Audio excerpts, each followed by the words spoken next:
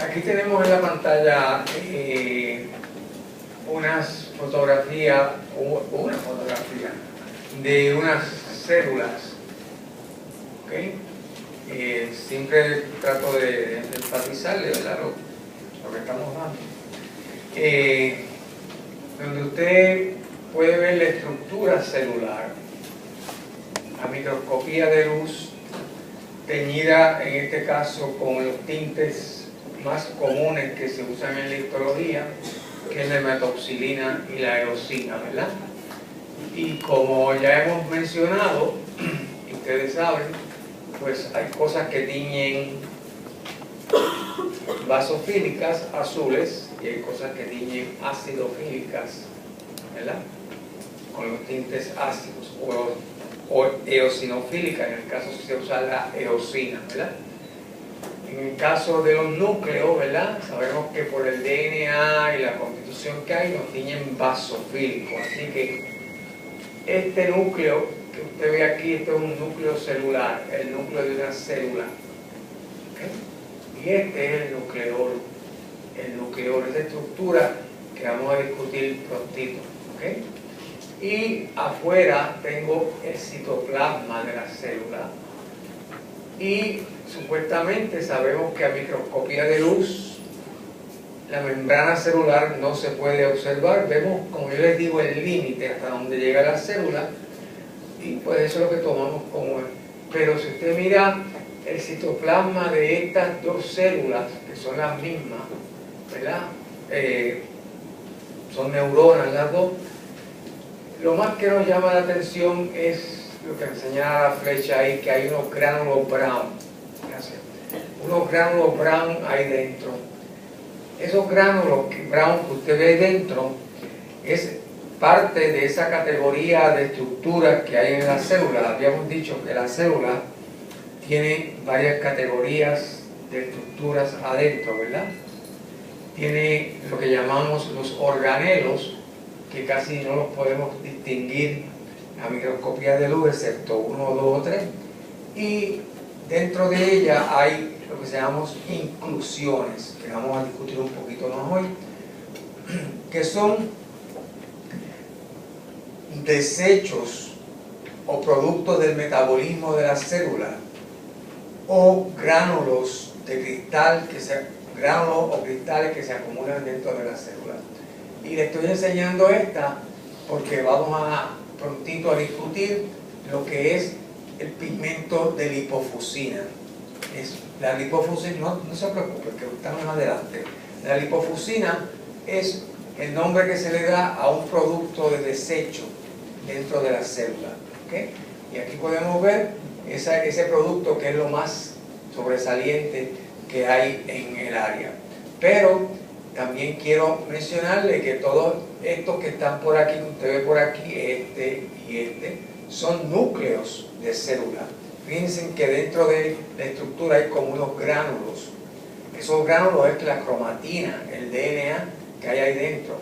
Lo que pasa es que son núcleos más pequeños, de células más pequeñas. Y aquí usted ve también áreas color de rosa. Áreas color de rosa. Áreas que han teñido con la eosina. Son eosinofílicas, ¿verdad? Y esas áreas que usted ve ahí son fibras, especialmente en este caso, mayormente es la proteína esa que se llama colágeno, ¿okay? Así que es para refrescar la memoria de lo que estamos discutiendo aquí en estos días, en este salón de clase. Mira aquí. Aquí tienes otras células, también son neuronas del sistema nervioso central, ¿verdad? Neuronas muy grandes, bien grandes, esta y esta. Obviamente aquí no está teñido con hematoxilina y eosina. Posiblemente, si no, la mente no me traiciona, debe estar teñida con toloidina azul, esta célula. Y vemos los núcleos de las células. El núcleo de la célula en este caso es este que está aquí, esta área clara que está aquí. Y este punto oscuro que usted ve ahí, ese es el nucleolo de la célula. En las neuronas tienen unos nucleolos bien prominentes y no debemos confundir que ese es el núcleo. El núcleo es toda esta área clara que está aquí. ¿Okay? Este es el citoplasma de la célula y estos son los límites que hay alrededor de esa célula. ¿Okay? Quiero que noten que cuando miramos aquí el núcleo, lo vemos bien, el núcleo más o menos. Acuérdate que, recuérdame repasarte esto, los cortes. Cuando en histología usted corta algo, dependiendo por donde usted corte, es lo que usted va a ver, ¿verdad? Es como si usted, voy a ir a eso ahora, si usted corta una china, ¿okay? Y la corta por la misma mitad, pues usted va a ver todos los gajitos de la china como triángulos, ¿verdad? Pero si usted corta la china por el lado, ¿verdad? Usted no va a ver esa misma apariencia, tiene una apariencia distinta. Y así en histología cuando usted mete el tejido en la parafina y lo va cortando en las pequeñas rebanadas, pues dependiendo por donde usted corte y la rebanada que usted tenga en la laminilla es lo que usted va a ver. Por lo tanto, y no siempre las células están puestas alineadas como una fila india para que todos se corten por la misma mitad. Así que vamos a ver diferentes cortes de las diferentes células. Fíjate que en esta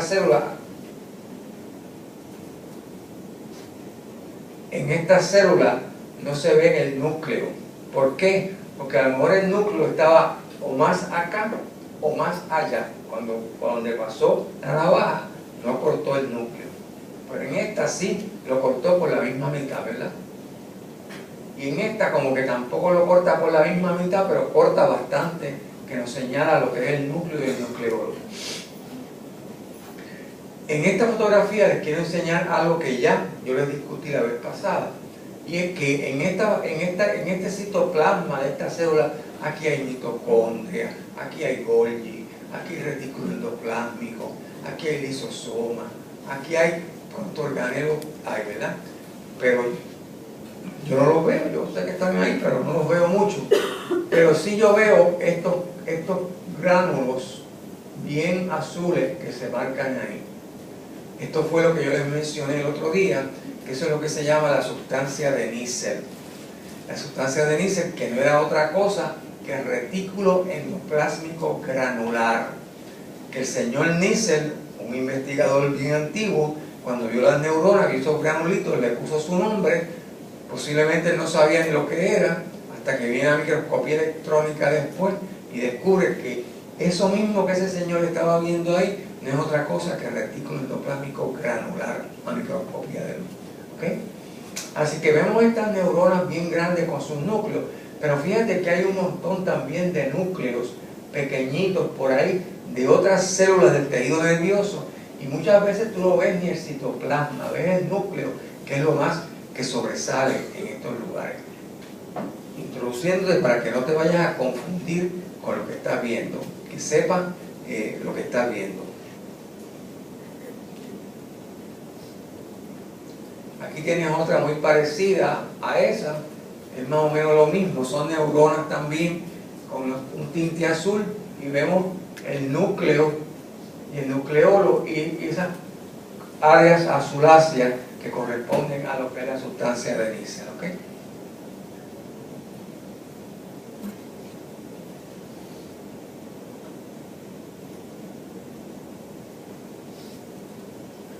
Ok, aquí vemos células también. ¿Qué estamos viendo aquí? Aquí vemos diferentes células organizadas en estructuras. Por ejemplo, esto que usted ve aquí son una estructura, esta es otra y esta es otra. Y aquí ves otra estructura que es un poquito diferente a esta, porque fíjate que esta tiene como unos gránulos en el citoplasma que han tenido bastante basofílico, ¿verdad? Bueno, y en esta no lo hay. Quiere decir que tú estás viendo dos estructuras completamente diferentes, y aquí estás viendo células, y ves el núcleo y ves el nucleolo en esa célula. Esto es un tubo, esto es un ducto, un tubo. Un tubo, y cuando te explique el epitelio, todas las tuberías que nosotros tenemos en el cuerpo, que sean huecas, están revestidas por una capa de células, ¿ok? Y esa capa de células, pues se llama el tejido epitelial, el epitelio, ¿verdad? Pues sí que esto es una capa de células epiteliales donde vemos el núcleo, aquí en la base de la célula, y el nucleolo. Pero yo la traje esta, no por esto, sino por estos gránulos que tú ves aquí. Estas células que están aquí, esta célula es como si fuera una célula, un grupo de células que producen algo, están produciendo algo y lo están acumulando en el citoplasma ahí. Fíjate que aquí se pueden ver muy bien los granulitos, los gránulos. Esos gránulos son gránulos, lo que llamamos gránulos secretores. Son los gránulos que almacenan lo que producen estas células para ser liberados afuera, para que salgan por estos tubos, ¿ok? Para que vean diferentes cosas en la histología, ¿ok? Bien. Creo que esa es la última de esas. Ok.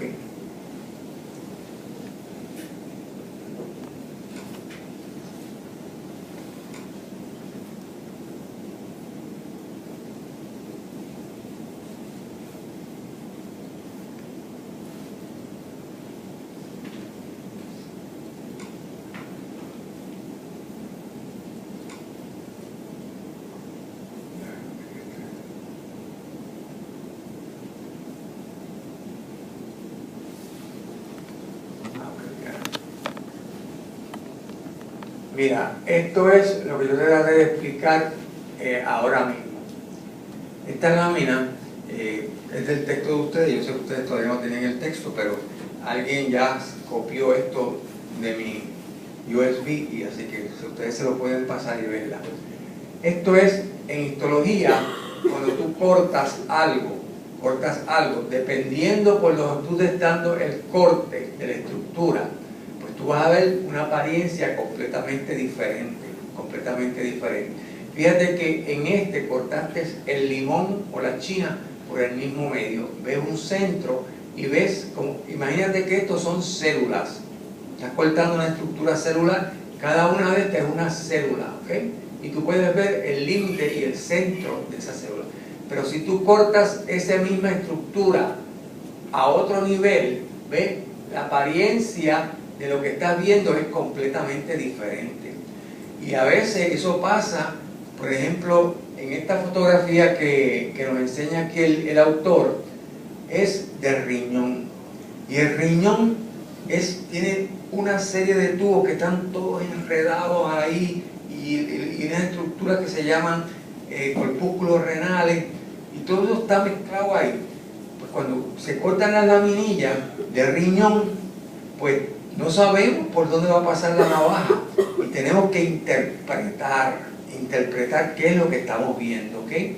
Por ejemplo, aquí el autor te dice, ¿verdad?, que esta es una estructura, lo que se llama un glomérulo, pero si este mismo glomérulo, tú lo cortas por diferentes lugares, pues la apariencia del glomérulo va a ser diferente. O sea, en algunos lados ve un chispito del centro, si lo cortas por el mismo medio, pues entonces ves mucho más de ello, y así sucesivamente interpretando.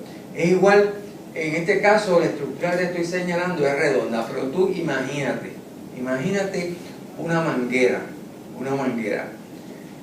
Si tú cortas la manguera, tú coges la manguera, la levantas y la cortas por la misma mitad, así, pues tú vas a ver un tubo cortado de lado así, ¿verdad? Pero si tú esa manguera la cortas atravesada, pues lo que vas a ver es una estructura redonda. O sea, que la interpretación de lo que vemos en las laminillas, tenemos que ir buscándole para poder entender cómo es que está cortada las estructuras, ¿ok? Bien.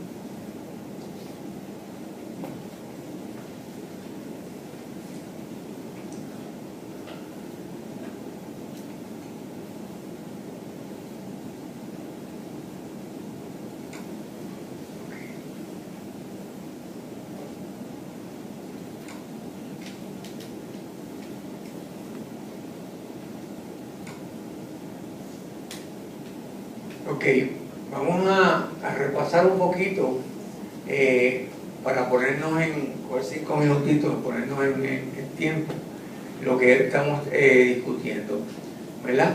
Habíamos discutido la estructura de una célula típica, ¿verdad? Una célula que lo tiene todo. Hay algunas células del cuerpo o células eucarióticas que unas tienen más cosas que otras, por ejemplo, unas tienen más desarrollados los Golgi, el retículo endoplásmico, ¿verdad? Otras tienen más lisosomas, etcétera. Pero estamos cogiendo una célula que sea típica, que lo tenga todo y que podamos estudiarla. ¿Okay? Y estamos mirando lo que podemos ver a microscopía, ¿verdad?, de luz, lo que interpretamos cuando vemos células de microscopía de luz. ¿Ves? Aquí, por ejemplo, si tú te fijas aquí, yo estoy cortando un tubo, la manguera por el mismo medio, el tubo por la mitad. Este es un pedacito de la manguera, este es otro, acá hay otro, ¿ves? Y esa manguera por dentro de esa manguera, está revestida de células. En este caso, las células son como columnares, ¿verdad? Y aquí está el centro, el lumen de la manguera, el centro de la manguera ahí. En este caso específico, ¿verdad? Y aquí tenemos lo que estamos viendo a microscopía electrónica de transmisión de lo que es una célula, ¿verdad? Vemos que hay una membrana celular o un plasmolema, vemos que hay una serie de estructuras internas que llamamos organelos, ¿verdad? Sabemos que hay una categoría de estructuras ahí que se llama inclusiones, y que tanto los organelos como las inclusiones están en una solución, en un gel ahí que se llama la matriz citoplásmica, etcétera, nombre que le han dado, el citosol, etcétera. Y acá tenemos el señor núcleo, el núcleo que también está rodeado por una membrana, y que aquí tenemos la cromatina, el DNA. Y como cuando lo vemos en microscopía electrónica, vemos que muchas veces vemos en el núcleo áreas de cromatina clara y áreas de cromatina densa. Que quiere decir que por aquí los electrones pasaron más fácil que los que pasaron por aquí, ¿verdad? Aquí chocaron más y no pasaron tanto. Así que aquí los electrones pasaron más y la pantalla floreció más en esa área, va a verse más clara. Entonces, eso tiene su interpretación que vamos a discutir más tarde. Aquí vemos otra célula, y si la sigo repasando, y veo el núcleo. Esta estructura que veo aquí es el nucleolo. Ya aquí en el núcleo hay otra estructura que es el nucleolo celular.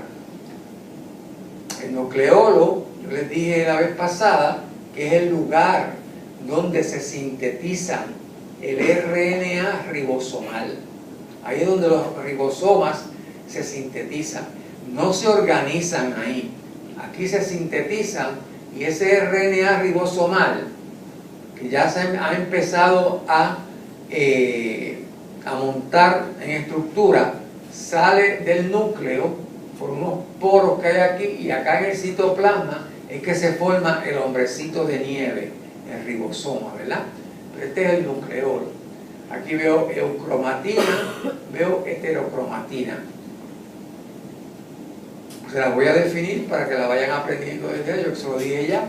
La heterocromatina es cromatina densa, quiere decir que el DNA está compacto, no se está transcribiendo. En esta área que vemos, áreas claras, quiere decir que el DNA está suelto, está más esparcido, quiere decir que se está transcribiendo, se está copiando el código que hay en ese DNA a lo mejor para sintetizar una proteína o lo que sea, se está copiando ahí en eso que se llama en la eucromatina. ¿Okay? Aquí vemos algunos organelos que ya hemos discutido. Vemos el retículo endoplásmico y como ustedes pueden ver tiene granitos a su alrededor, así que se llama retículo endoplásmico granular, ¿verdad? Por los ribosomas que tiene pegado aquí. Y aquí vemos algunas mitocondrias que no están muy bonitas, pero que son mitocondrias. Después nos dedicamos un tiempo a estudiar la membrana celular, ese límite de afuera y dijimos muchas cosas de ella, ¿verdad? No lo voy a repetir todo otra vez, pero lo más característico es que es una membrana trilaminar, ¿verdad? Que tiene dos líneas densas de fosfolípidos, ¿verdad? Y una línea clara en el centro donde están la parte que se llaman los fatty acid tails de los fosfolípidos, ¿verdad? Y esa trilogía de tres líneas la vamos a ver en membranas de muchos organelos igual, de tres líneas, aunque la composición de fosfolípidos, carbohidratos y proteínas varía de organelo en organelo, la estructura básica es como de tres líneas. Por eso la membrana celular también se le llama el unit membrane, como que es una unidad que la tenemos en varios lugares de la célula, ¿ok? Y hablamos de los fosfolípidos, de las proteínas, hablamos de las proteínas que son integrales, que están en la membrana, de las que están en la orillita, que se llaman periferales. Hablamos de los carbohidratos, que cuando son muchos forman una cubierta que se llama glycocálix en la membrana celular, ¿verdad? Hablamos del Freeze Fracture Technique, o sea, la técnica de estudiar la membrana celular congelando la célula y fracturando la célula que rompe por la unión de los fosfolípidos, que es la unión más débil, por ahí parte, y notamos que las proteínas integrales las podemos ver entonces las caras de la membrana cuando se parten. Y la mayor parte de las proteínas integrales, habíamos dicho que se quedan pegadas a la parte que da hacia el citoplasma, a la cara número P. ¿Okay? Eso lo vimos aquí, ¿ves? Hay más puntitos en la P que en la parte de afuera, que es la E. La E sería esta de aquí y la P sería esta de acá. Esto que está aquí, les expliqué que es el glycocálix, que son los carbohidratos que hay en la membrana, que muchas veces cuando hay muchos, forman esa cubierta que se llama glycocálix, los carbohidratos. Aquí tienen la membrana celular, trilaminar con el glycocálix, y aquí le voy a introducir algo. Yo les expliqué la vez pasada que estos son como unos deditos de la membrana celular, o sea que la membrana celular forma como muchos pliegues, en este caso, no siempre, en algunos sitios, por ejemplo en el intestino, forma esos pliegues. Esos se llaman pequeños vellos o microvellos. Cuando cortamos esos microvellos, esos deditos por la mitad, como te dije ayer, como si me cortaran mis dedos, mira lo que yo veo. Cada uno de estos es un dedo, un microvello. Está cubierto por una membrana celular con glycocálix y mira el centro. El centro de esos deditos tienen unos puntitos ahí. Y te los voy a introducir ahora porque voy a hablar de eso hoy. Esos puntitos que están ahí son microfilamentos de esa proteína que se llama actina. Esa actina le forma como el eje a esos microvellos para que se mantengan ahí paraditos en esa área, ¿ok? Esa es la actina. Entonces hablamos de las señoras mitocondrias, ¿verdad? Hablamos que tenían una doble membrana, que la membrana interna tiene unos pliegues que se llaman cristae, que esas cristas pueden ser en forma de tablilla o en forma tubulares, dependiendo la función de la célula donde ellas están. Hablamos que hay una matriz interna en esas mitocondrias donde hay DNA circular, que dijimos que lo heredábamos de nuestras madres. Hablamos de unos gránulos que hay ahí, que tienen unos gránulos de concentraciones de calcio. Y cuando mirábamos las crestas, notábamos que las crestas tenían como unas particulitas pegadas a ellas que se llaman elementary particles. Y sabemos que en esos elementary particles es donde ocurre mucha de la acción de la producción de energía, donde están las enzimas necesarias para esa famosa producción de energía, que es como es en un ciclo, donde una cosa pasa a través de la otra, que se llama el ciclo tricíclico, ¿verdad? O ciclo de Krebs ahí, ¿ok? Dijimos que había ribosomas también en las mitocondrias, y dijimos que se cree, eso es una teoría, que las mitocondrias se originaron porque una célula procariótica se metió dentro de una eucariótica en una simbiosis, en una relación, y se quedaron ahí metidas, y que se convirtieron, esa célula se convirtió en lo que son las mitocondrias. Dijimos que las mitocondrias se multiplican, y ¿cómo se multiplican? Se parten, split, se llama fisión binaria, ¿verdad? Como si tú coges un chicle y lo estiras, ¡pum!, y se te parte en el medio, te quedas con dos pedazos de chicle. Así se forman las mitocondrias cuando se van a multiplicar, cuando la célula va a dividirse. En esa etapa del ciclo que se llama interfase, ahí, antes de empezar el ciclo completo, ahí se parten las mitocondrias, ¿ok? Y vimos mitocondrias como esta, ¿ok? Hablamos también de este otro organelo que se llama retículo endoplásmico liso. Liso, ¿por qué? Porque no tiene ribosomas pegados a él. Y ese retículo endoplásmico liso, yo le di muchas funciones que tienes que sabértela. Porque yo te dije a ti que eso es lo que yo te voy a preguntar. Mucha función de toda esta gente, mezclar, te las mezclo como una sopa para que tú sigas sacando quién es de quién. ¿Ok? Y entonces ese retículo endoplásmico liso abunda en una característica en aquellas células que producen sustancias derivadas de lípidos, de colesterol. Esas sustancias que se producen derivadas de colesterol, mayormente muchas de ellas son hormonas esteroidales, ¿ok? Derivadas de colesterol, ¿ok? Como es la testosterona en el hombre, ¿ok? Como son las hormonas que se producen en la corteza renal, como el cortisol, los mineralocorticoides que vamos a estudiar más tarde. Solamente doy el nombre de ahora, ¿ok? Este retículo endoplásmico se dice que, por ejemplo, en el hígado es el que se encarga de detoxificarnos de las drogas, ¿ok? Los medicamentos que nos tomamos, que nos hacen efectos en X sitio del cuerpo, corren en la sangre, y cuando llegan al hígado, el hígado, este organelo se ocupa de romper esos químicos, ¿verdad?, para eliminarlos. Hablamos también que está asociado con la destrucción del alcohol etílico y muchas cositas más dijimos de él. Aquí tenemos la mitocondria con las crestas que vemos aquí, ¿ok? Aquí tenemos otras mitocondrias, en este caso las crestas son tubulares y muchos retículos endoplásmicos lisos. Esta es una preparación de microscopía electrónica de las crestas de las mitocondrias, donde vemos esas partículas que se llaman elementary particles, esos puntitos que están ahí.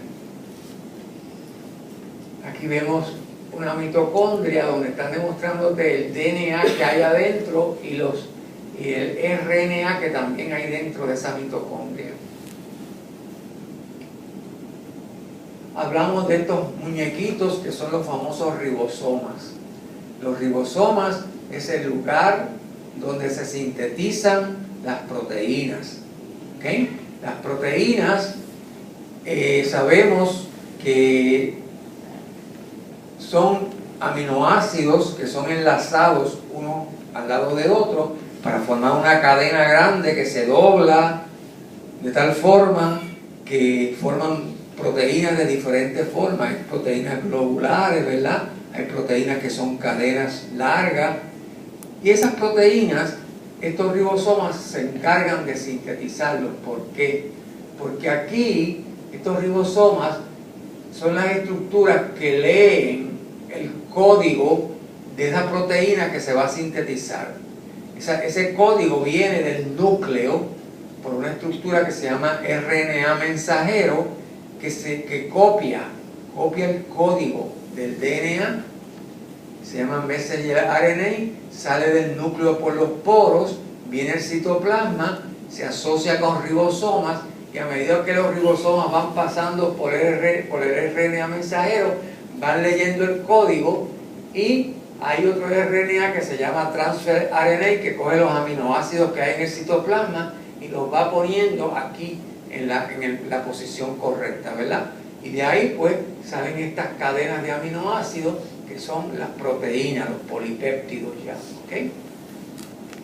Bien. Y dijimos que estos ribosomas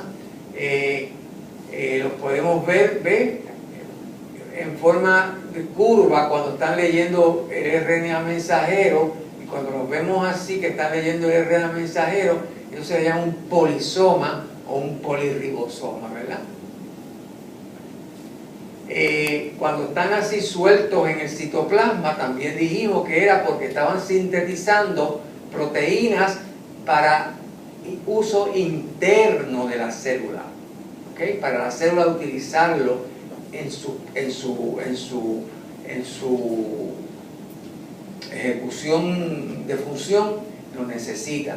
Ahora, cuando veíamos estos ribosomas pegados al retículo endoplásmico rugoso, sabíamos que era que los ribosomas, las proteínas las tiran dentro del retículo endoplásmico para ser transportadas por ese retículo endoplásmico, pero a medida también que esas proteínas van pasando por ahí, a esas proteínas le van pasando muchas cosas, ¿ok? En muchos casos, ahí es donde se van doblando las proteínas, muchas veces se le van añadiendo carbohidratos ahí a las proteínas, ¿ok?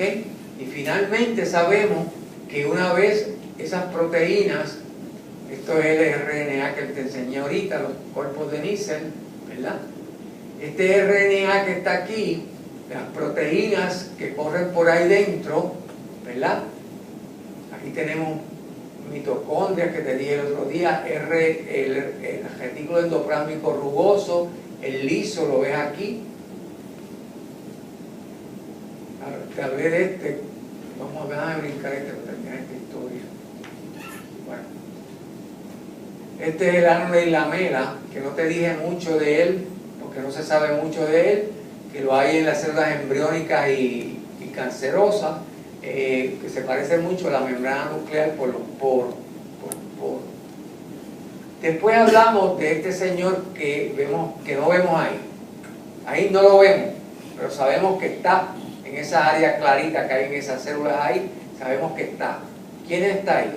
El aparato de Golgi. Golgi está ahí, ¿verdad? El aparato de Golgi, porque eso es el negativo de Golgi. El negativo de Golgi. Ahora, cuando esa misma célula que está ahí, tú la tiñes con plata o osmio, tú ves dónde está Golgi ahí, encima del núcleo de la célula. Ese es Golgi ahí, el aparato de Golgi.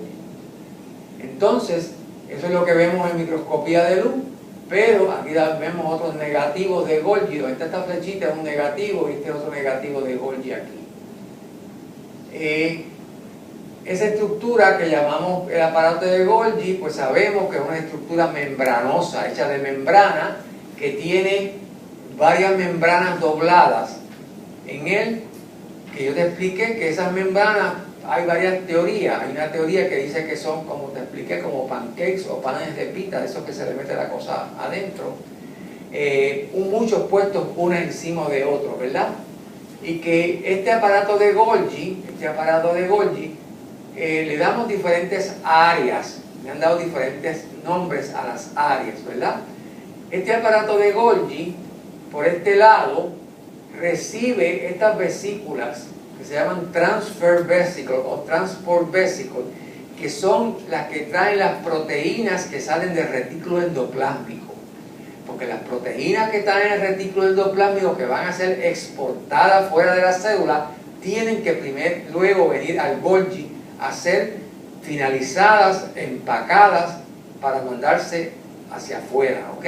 Por lo tanto, este Golgi, esta parte que recibe los transfer vesicles, se le conoce como el área cis del aparato de Golgi. El área del medio es el área intermedia y el área que saca las vesículas ya terminadas se llama el área trans del aparato de Golgi. ¿Okay? Donde están estas vesículas se le conoce como se me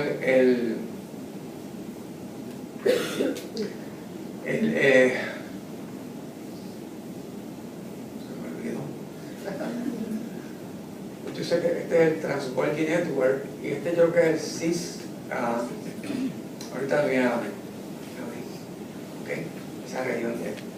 Así es como lo vemos en microscopía electrónica. ¿Ves? Estas vesículas que tú ves aquí son proteínas que han pasado por aquí y han sido empacadas en estos gránulos. Cuando el producto está final ya listo, con la etiqueta, a eso se le llaman ya gránulos secretores. Esos fueron los gránulos secretores que yo te enseñé ahorita en aquellas células de microscopía de luz. Están allí almacenados, esperando que alguien le diga que salgan hacia afuera, porque como te voy a decir, esos gránulos, hay dos mecanismos que pueden salir. Se llama secreción constitutiva o secreción controlada. Cuando se almacenan y necesitan una señal, se llama secreción controlada. Cuando la secreción es constante, constitutiva, constante, quiere decir que lo que se produce sale, se produce, sale, se produce, sale. Hay células que lo que producen no lo almacenan, Vamos a ver eso ya mismo, ¿ok? Este es el aparato de Golgi. ¿Ves? Aquí lo tienes, aquí como te expliqué, aquí tienes el RNA, el retículo endoplásmico, donde están las proteínas, ¿ves? Están saliendo estas transfer vesicles que se están pegando a esta área del Golgi, que es el área cis, ¿ok? O el forming phase. Y como te dije, hay dos teorías también de cómo las cosas van pasando por el Golgi. Algunos dicen que entran aquí al primer pan de pita y que ese pan de pita va bajando él mismo por aquí para abajo hasta que acá está viejo. Eso quiere decir que tienen que formarse nuevos panes de pita ahí, ¿verdad? Pero hay otra gente que dice que las proteínas que entran al Golgi van pasando de pan de pita a pan de pita por vesículas, que van pasando de una a otra, ¿ok? ¿Ok? Así que este es el forming phase y este es el transfer. ¿Ves? Aquí al principio, ¿ves cómo se llama aquí? Gránulos secretores. Al principio, cuando están por aquí, se llaman vesículas condensadas, pero mira lo que te dice aquí. ¿Ves? Que aquí le añadieron monosacáridos, carbohidratos que también se le añaden al Golgi, porque el Golgi tiene muchas funciones que mencionamos aquí el otro día del Golgi, ¿verdad? Aquí te enseñé, ve cómo en el retículo endoplásmico van saliendo estas vesículas que son los transport vesicles, y esas vesículas van a venir a añadirse aquí al cis de Golgi, a los panes de pita de más arriba, ¿ok? Así que esas son las funciones que yo te hablé la vez pasada, y más o menos por ahí fue que yo me quedé la vez pasada. Y vamos a seguir entonces por aquí para abajo.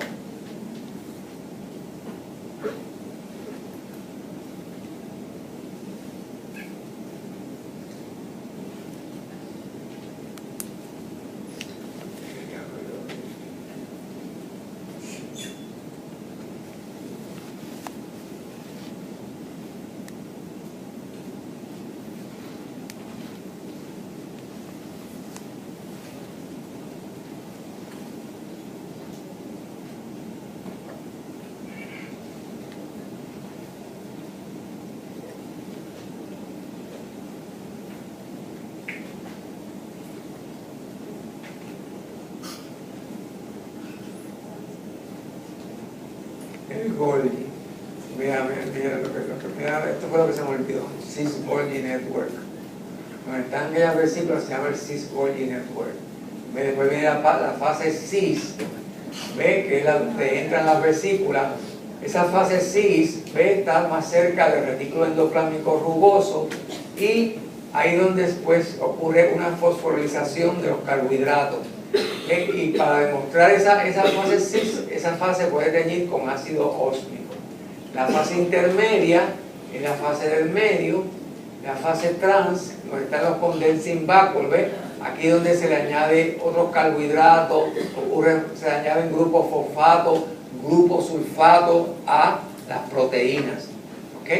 Porque, por ejemplo, yo te voy a hablar muy pronto de los glicosaminoglicanos, que son unos productos de la célula que son sulfatados, tienen grupos sulfatos. Pues cuando eso se está produciendo en la célula, esos grupos sulfatos se le añade aquí, en esta región del trans, ¿ok? Ve, aquí están todas las funciones que más o menos te dije. Ok, te hablé de las vesículas de transporte, de cómo podría pasar las vesículas a través del Golgi, ¿verdad?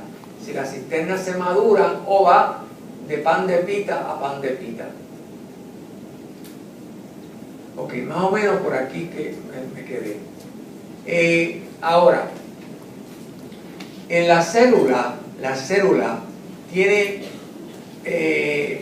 mecanismos en la célula para liberar sustancias que tenga almacenadas adentro, o tiene mecanismos para atraer sustancias grandes, partículas grandes que estén afuera y las células que las quieran traer hacia adentro. Cuando esas estructuras se pegan a la membrana celular, se forman unas vesículas para traer esas moléculas o sustancias de adentro hacia afuera o de afuera hacia adentro. Eso es lo que se llama exocitosis, cuando se saca hacia afuera, y endocitosis, cuando se trae hacia adentro. ¿Okay? Este proceso de exocitosis, ¿ve? Es cuando vesículas que están dentro de la célula quieren salir hacia afuera, y para liberar lo que hay almacenado en la célula. Esas proteínas que se han producido se quieren liberar. Y como te dije, hay dos mecanismos que se habla de la exocitosis, de sacar las cosas afuera. La secreción constitutiva, que es decir, que es constante. Lo que se produce se saca hacia afuera. Por ejemplo, las inmunoglobulinas. Las inmunoglobulinas las producen unas células que nosotros tenemos en el tejido conectivo que se llaman los plasma cells. Y esas, según producen las inmunoglobulinas o los anticuerpos, los sacan, no los almacenan. Igual que las que producen el tropocolágeno o el colágeno, que son estas células que se llaman fibroblastos, ellos no almacenan colágeno. Ellas la producen y la sacan, hacia afuera, ¿ok? Eso se llama constitutiva. Normalmente esas vesículas que van a liberar esas sustancias hacia afuera están cubiertas por este complejo proteico que se llaman los catómeros, el 1 y el 2.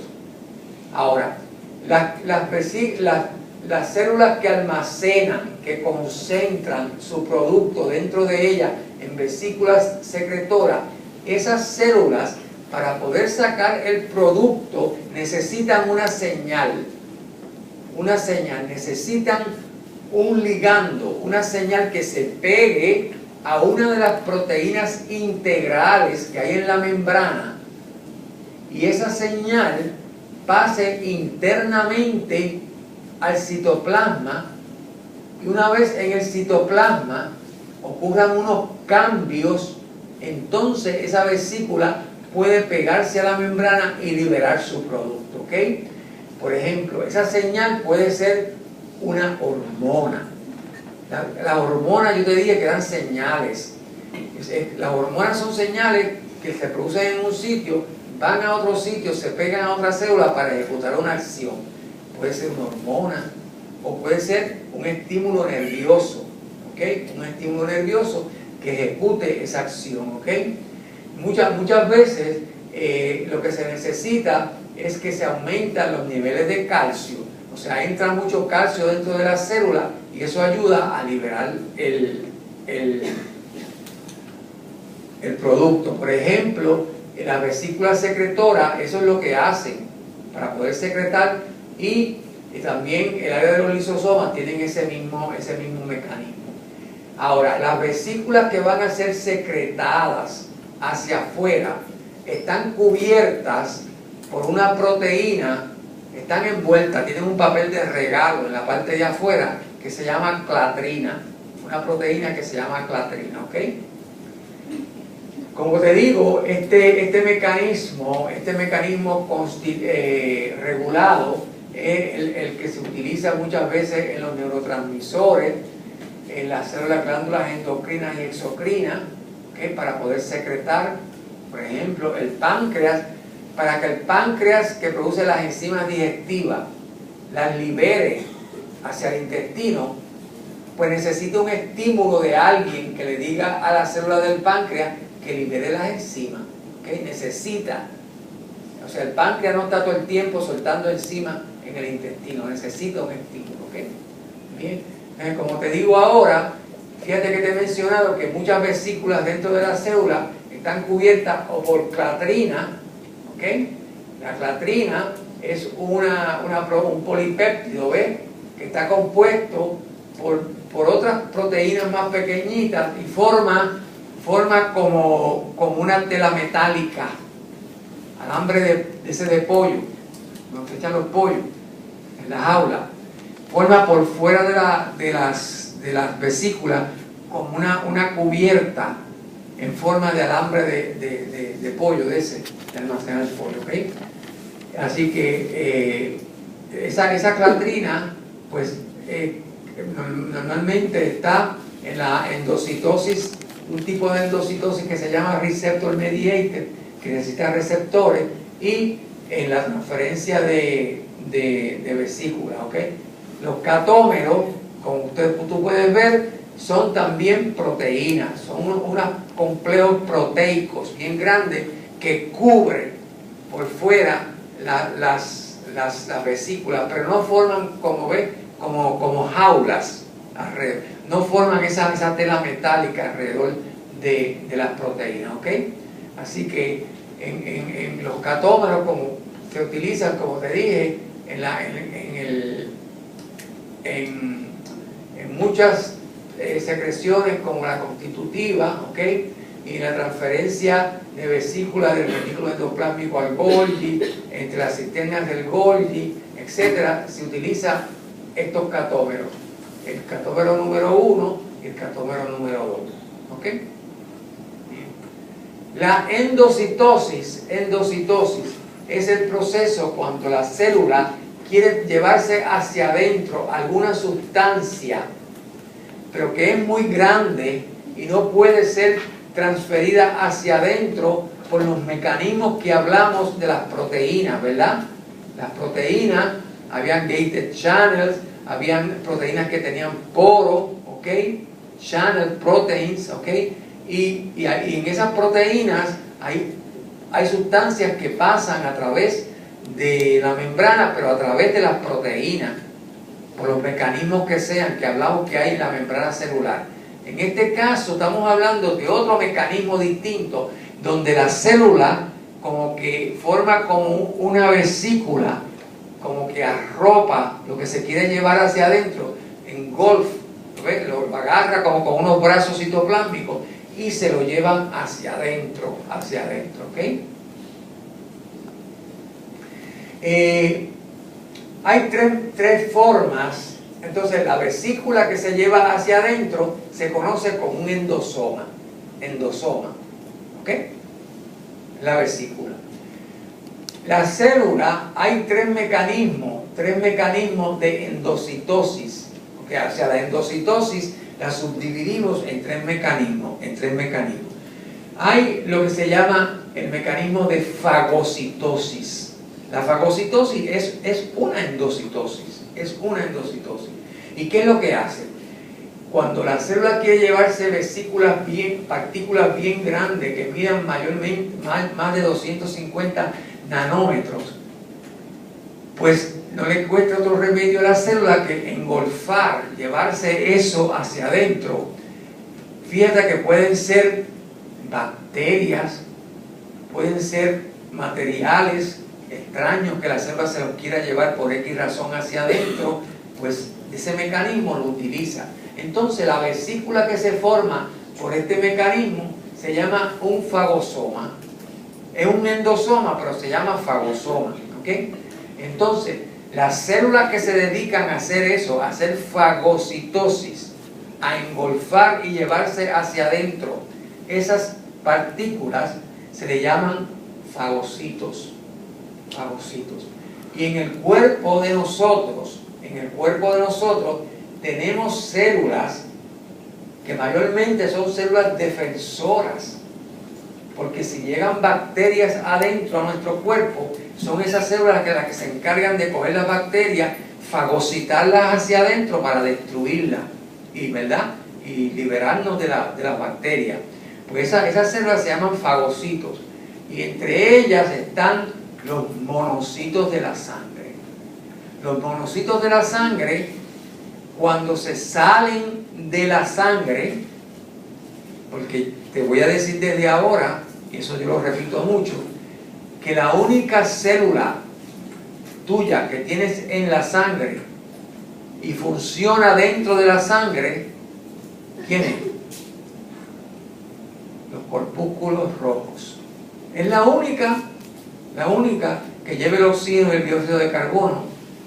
Las demás células de la sangre, los linfocitos, los neutrófilos, los monocitos, los basófilos, los eosinófilos, funcionan fuera de la sangre. Tienen que salirse de la sangre, ir al tejido conectivo para ejecutar su función. Todas esas demás células de la sangre lo que hacen es caminar por la sangre. Usan la sangre de vía. ¿Ok? Así que los monocitos se convierten en macrófagos para fagocitar, y los neutrófilos de la sangre también lo que hacen es fagocitar.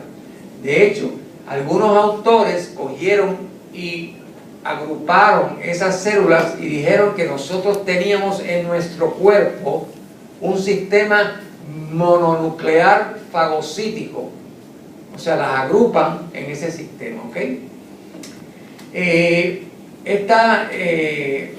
Estas células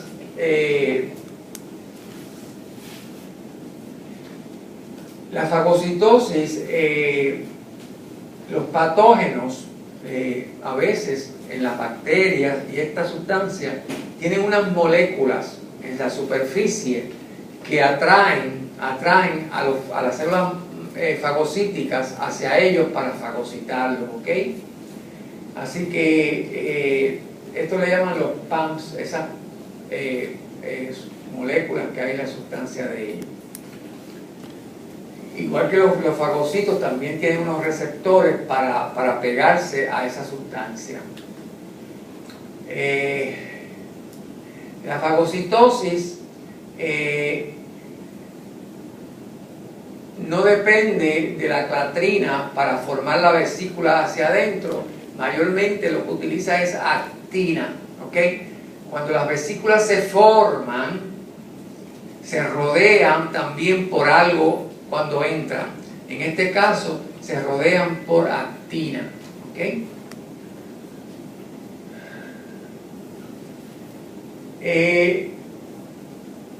Como te dije, los fagocitos también tienen receptores en sus membranas donde se le pegan esta sustancia. Hay, por ejemplo, algunas células tienen lo que se llaman los Fc receptors, ¿ok?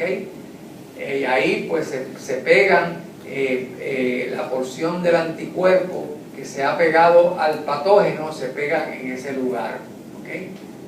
Bueno, hay otro mecanismo de la célula de llevarse cosas hacia adentro que se llama pinocitosis. Pinocitosis, antes se le decía cell drinking, fagocitosis se le decía cell eating, comiendo la célula. La pinocitosis es cuando se llevan líquidos dentro de las células, ¿ok? cell drinking, vesículas más pequeñas, rodeadas por clatrina cuando entran. Esto lo vamos a ver mucho en las células endoteliales y las células musculares. Vamos a ver, yo les voy a enseñar la pinocitosis. Muchas vesículas pinocíticas llevándose sustancias hacia adentro. Y entonces hay un mecanismo que se llama receptor mediated endocitosis. En este caso es un mecanismo, vamos a decir, más sofisticado porque tiene que haber unos receptores específicos en la membrana celular donde se va a ir a pegar lo que se vaya a llevar hacia adentro, ¿ok? Y alrededor de la vesícula se forma, esa vesícula que se forma por este mecanismo se rodea de clatrina. Por eso se dice que es un clathrin dependent mechanism, ¿ok? Así que, ve, aquí te lo dice, clathrin dependent endocitosis, porque se forma ese mecanismo, ¿ok? Como tú puedes ver, por todo esto que yo también, esto mismo está explicado aquí, el receptor mediated endocitosis. Como tú puedes ver, la célula tiene un tráfico de membrana constantemente, porque hay vesículas que se le añaden a la membrana, y esa membrana de esa vesícula se le añade a la membrana celular, y cuando se forma una vesícula de algo que se va a traer dentro de la célula, hay un pedazo de membrana que se le quita a la membrana celular y se va con la vesícula hacia adentro. Quiere decir que la membrana celular está en un constante cambio, ¿ok? Por eso se habla del membrane trafficking en la célula. Hay un constante cambio de pedazos de membrana, y también se le añaden nuevas proteínas, etcétera, a esa membrana, ¿ok?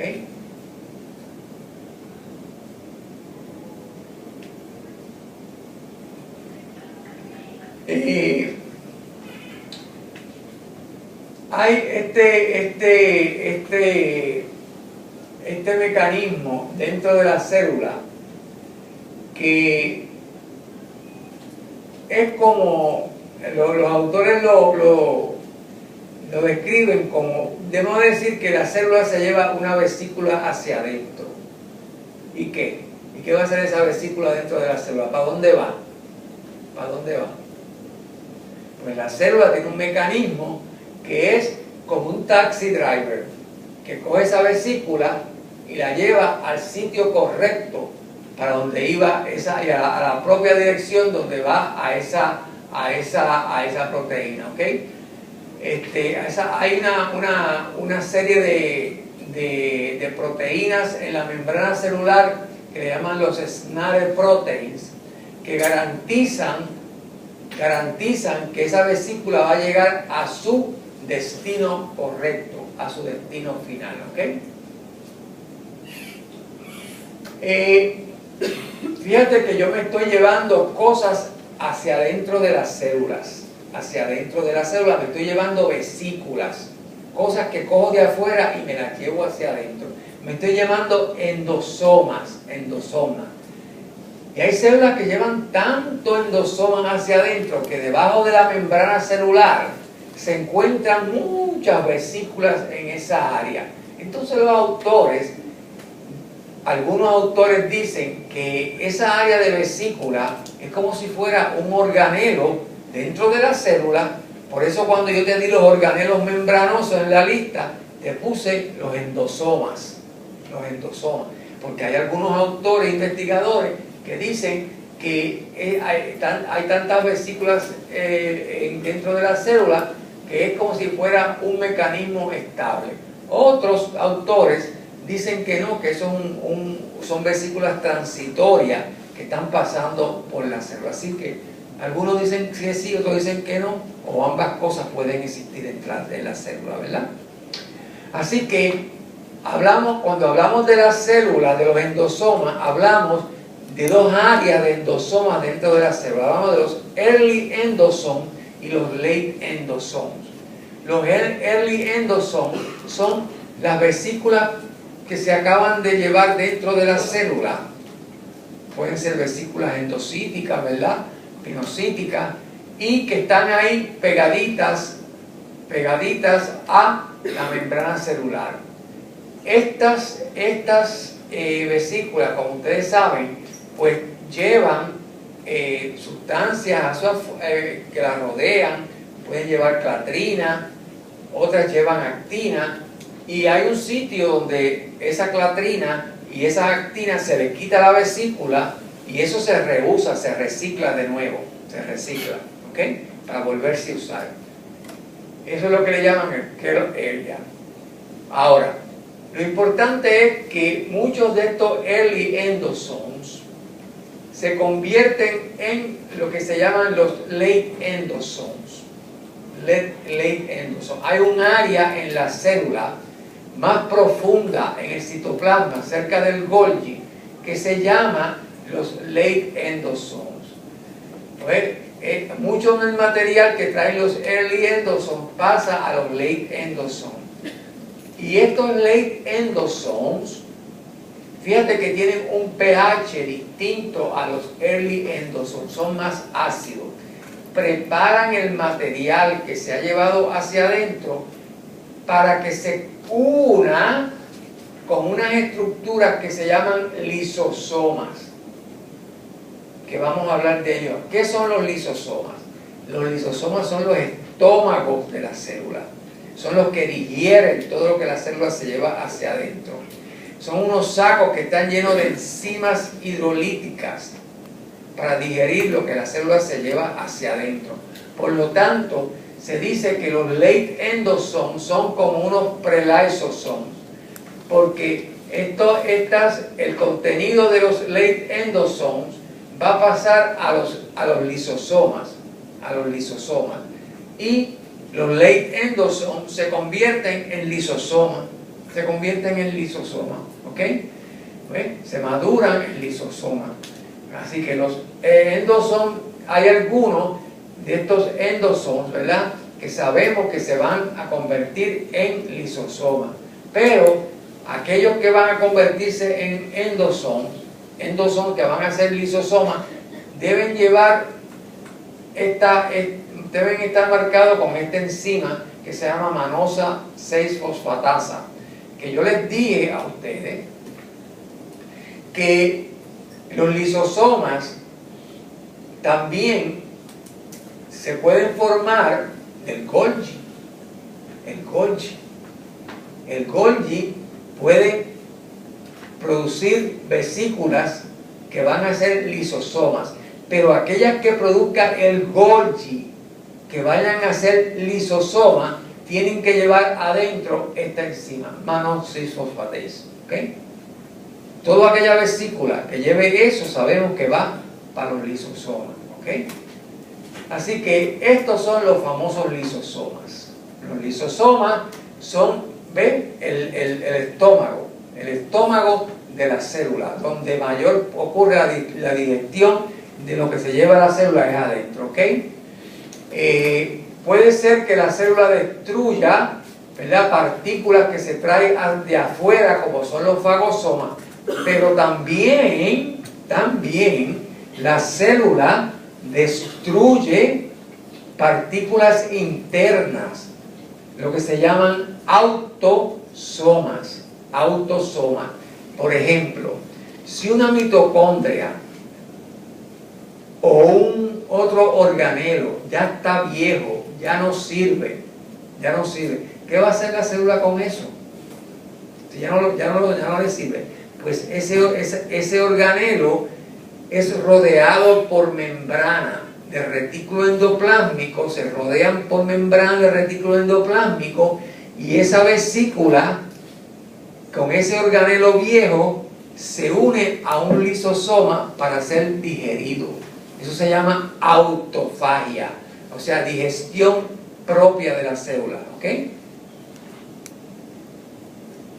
Bien, así que, como te digo, los lisosomas aquí te los describen, que tienen diferentes formas, diferentes tamaños, etcétera, etcétera. se pueden demostrar, si tú puedes demostrar alguna enzima con una reacción histoquímica, pues tú lo puedes identificar en la microscopía de luz, ¿ok? Mira, los lisosomas se dice que contienen alrededor de 50 enzimas hidrolíticas, hidrolasas, ¿ok? Entre ellas yo te menciono 2 o 3 aquí para que tú veas en lo que actúan. Hay fosfatasa ácida, hay proteasas para digerir proteínas, hay lipasas, ribonucleasas para el RNA, desoxirribonucleasas, glicosilasas para glucosa, fosfolidad para lipasas, fosfatada, y por ahí 50 de ellas, así que son para la digestión celular. De todas esas enzimas, la fosfatasa ácida ha sido la que se ha utilizado para identificar los lisosomas. O sea, se hace una reacción histoquímica con la fosfatasa ácida y si da positivo, pues sabemos que lo que hay ahí son lisosomas, ¿ok? Fíjate que estos lisosomas tienen un pH bien bajito, ¿ok? Tienen en sus membranas, tienen los lisosomas, son organelos membranosos. Fíjate que toda esta gente que tiene membrana, tiene una membrana igualita que la que hay afuera, de fosfolípidos, proteínas integrales, etc.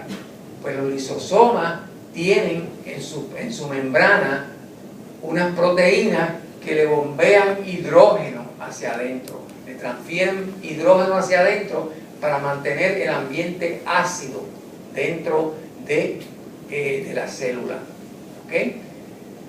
¿A dónde hay lisosomas? Pues mira, en aquellas células que van a destruir lo que se comen, tienen que haber lisosomas, los neutrófilos. Los neutrófilos, podemos ver los lisosomas, es la única célula así que cuando las miramos en microscopía de luz, vemos unos granulitos en las células. Esos granulitos sabemos que son lisosomas, los podemos ver en la microscopía de luz así, en los neutrófilos. Los macrófagos también tienen muchos lisosomas, ¿ok? ¿Ves? Para digerir lo que se llevan hacia adentro, o organelos viejos los digieren. Algunas células tienden a destruirse ellas mismas. Son mecanismos de nuestro cuerpo, eso se llama autólisis, ¿ok? Por ejemplo, células embrionarias que ya no hacen falta, ellas mismas se autodestruyen, ¿ok? Como te dije, hay 2 teorías en la formación de los lisosomas. Fíjate que todavía estamos en el siglo XXI y estamos hablando de hipótesis y cosas que no están ciertas en toda esta cosa molecular y celular.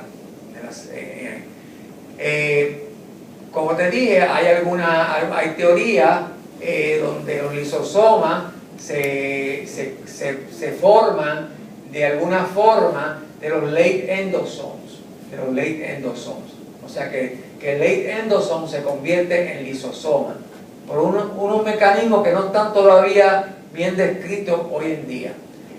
Otros dicen que los lisosomas, como yo te dije, se forman del Golgi. Del Golgi, pues ese como que tiene más sentido, ¿verdad? Pero fíjate, sin embargo, es el que menos validez le están dando hoy en día. De que las proteínas llegan al Golgi, el Golgi las empaca y las saca como un lisosoma, pero eso no es lo que dicen hoy en día.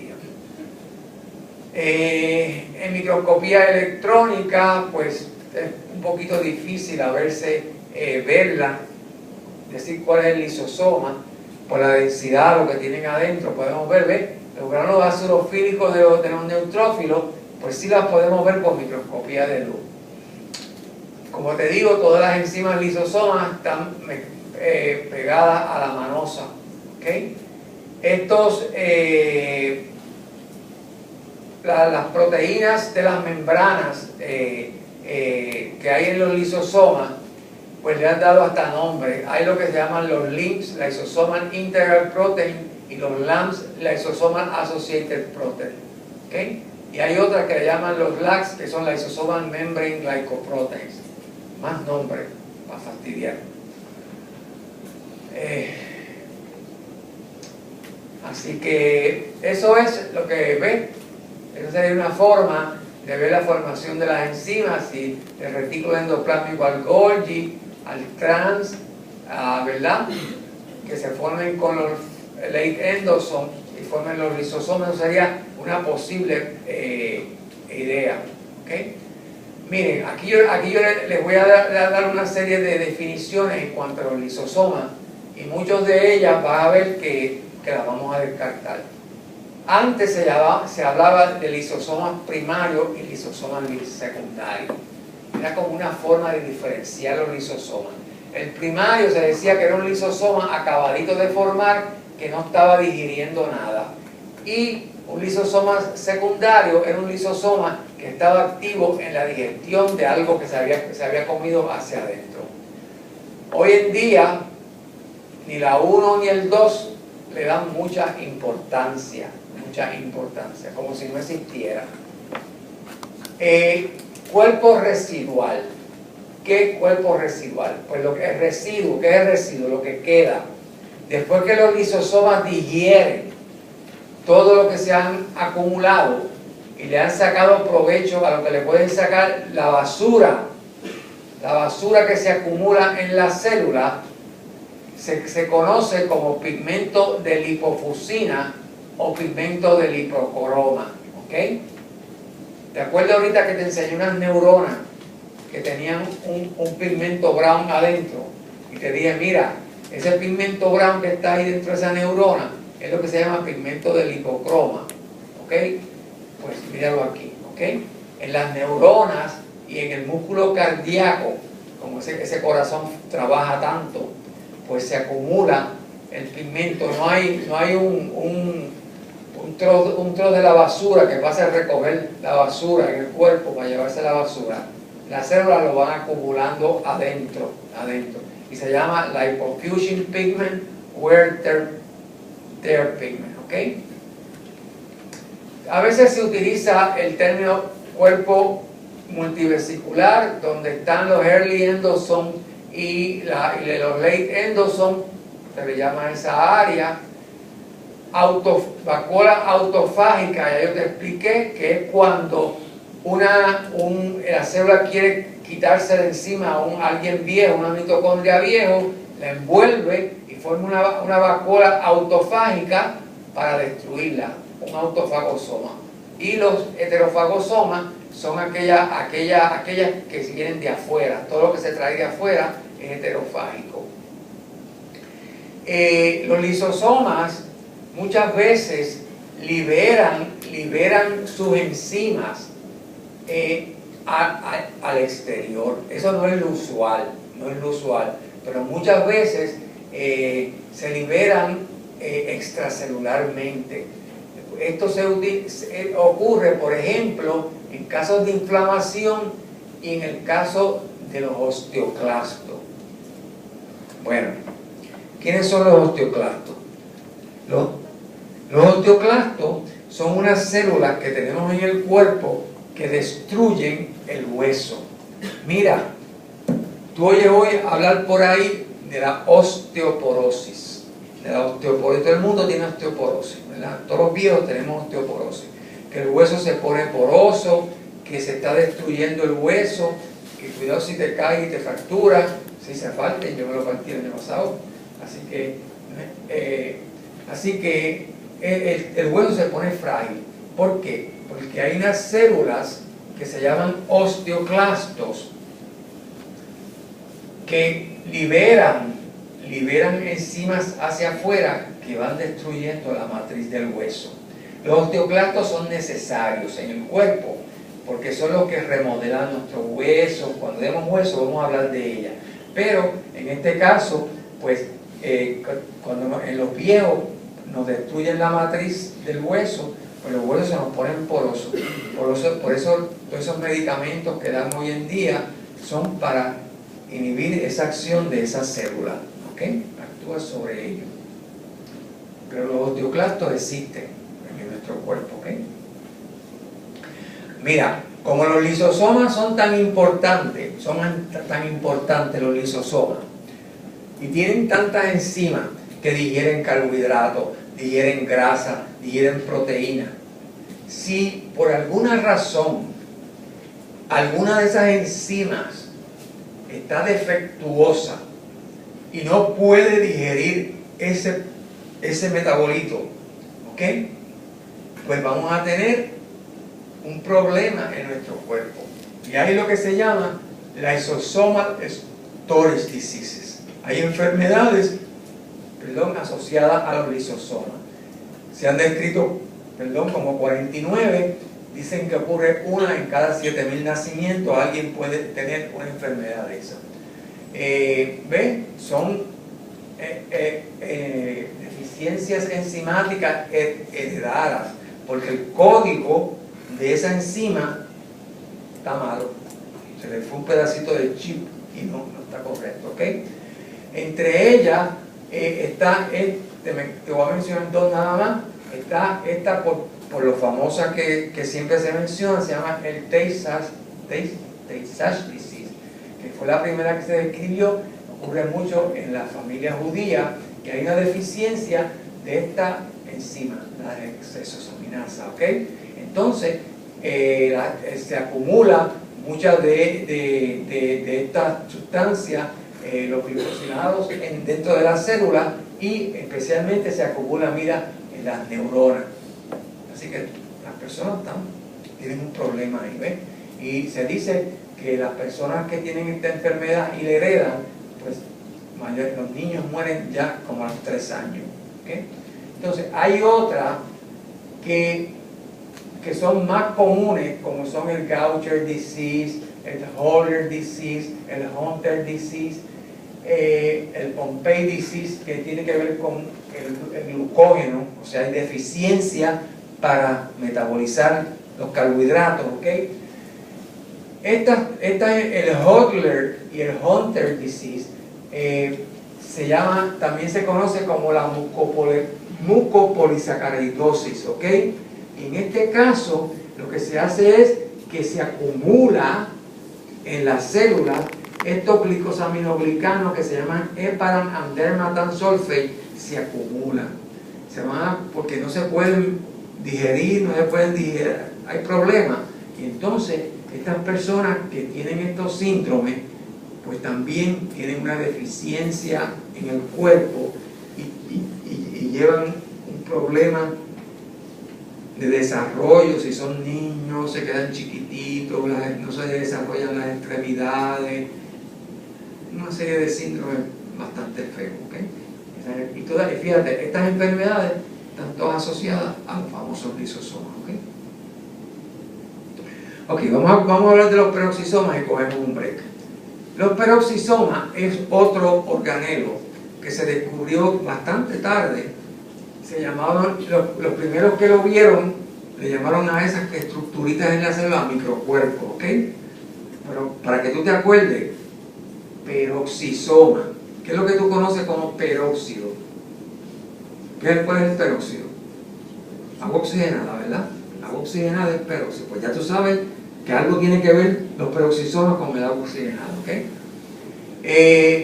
Estos son organelos membranosos que contienen una serie de enzimas dentro. No tienen que ver nada con los lisosomas, no tienen fosfatasa ácida. Se encuentran en muchas células, abundan mucho en el hígado y en los riñones. Y ven, tienen como 40 enzimas oxidasas. En este caso, aquellas que eran hidrolasas, estas son oxidasas. Tienen oxidasa, catalasa, peroxidasa, ¿ok? Dentro de ellas. En algunos animales, no en los humanos, dentro de estas vesículas a veces hay un cristal, se llama un nucleoide, hecho de urate oxidase, pero en los humanos no lo hay. Cuando hay el cristal, pues es bien fácil identificarlo, porque tú lo ves ahí y ya sabes que eso es un peroxisoma, pero si no lo hay, pues es más difícil.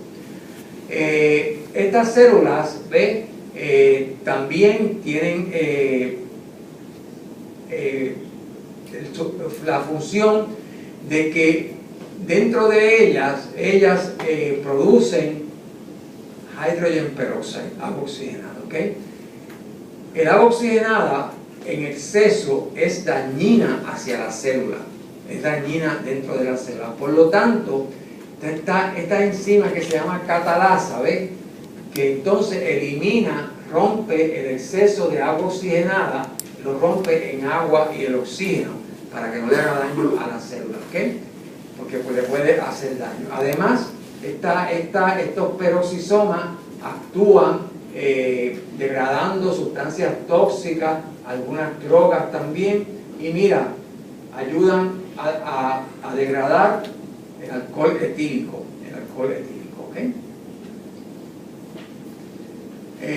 También hay enzimas que actúan sobre el metabolismo de lípidos, etcétera.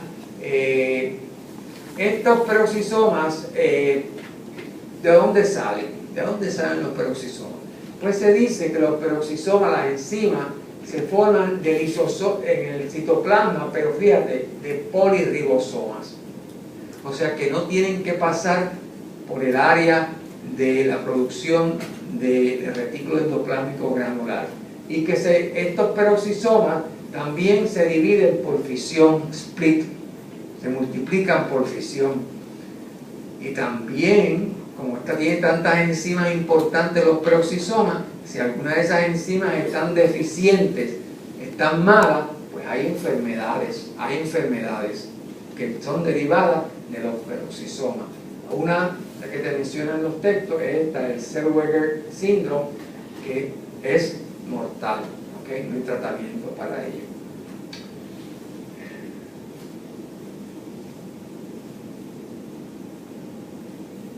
Vamos a ver los proteosomas, que son cortitos. ¿Qué son los proteosomas? Pues este sí que es del último grito de la moda. Los proteosomas salieron, este organelo salió después, bien después, ¿ok? Es otro organismo, otro mecanismo que tienen las células para destruir proteínas internas, ¿ok? Ya sabemos que los lisosomas destruyen, pero este es otro mecanismo. ¿Qué son los proteosomas? Los proteosomas no los vemos, no se ven como un organelo, no tiene membrana. Es simplemente un complejo proteico enzimático dentro de la célula que ayuda a destruir algunas proteínas que estén en exceso en la célula, se pueden destruir en esa área, ¿ok? Pero para que los proteosomas destruyan estas proteínas, tienen que estar esas proteínas pegadas a esta pequeña proteína que se llama ubiquin, ¿ok? Así que todo lo que las proteínas que vayan a destruirse en la célula y que la célula quiera destruirla por los proteosomas tienen que estar pegados a ubiquin, ¿ok? Fíjate que es como más selectivo la destrucción en los proteosomas. Los lisosomas cogen un montón, una vesícula, y se la llevan para destruirla, pero aquí son proteínas en específico, ¿ves? Moléculas individuales. Y asociado a esto, pues hay por ejemplo, en la célula hay proteínas que se producen y se destruyen, porque son de corta duración, como son las ciclinas. Las ciclinas son unas proteínas que actúan en el ciclo mitótico. Y saben que la mitosis pues es una cosa que va a ir, hoy se divide esta célula, mañana otra, etc. Así que se van produciendo. Pues mira, hay también ya patologías asociadas a los proteosomas. Mira quién tiene cierta relevancia con esto. El Alzheimer disease, ¿ok? Dicen que la función de los proteosomas está floja en las personas que tienen esta enfermedad, ¿ok? Así que a lo mejor, pues, los proteosomas no funcionan y se produce Alzheimer. No estoy diciendo que esa es la causa ahora mismo, ¿ok? También el virus del papiloma virus, ese que están por ahí vacunando hoy en día, también se cree que este virus también acelera la degradación de las proteínas. Así que se le están pegando cositas a cada uno de estos organelos que funcionan en nuestro cuerpo. ¿Okay? Vamos a coger un break de 5 minutos para que se despeguen, se tomen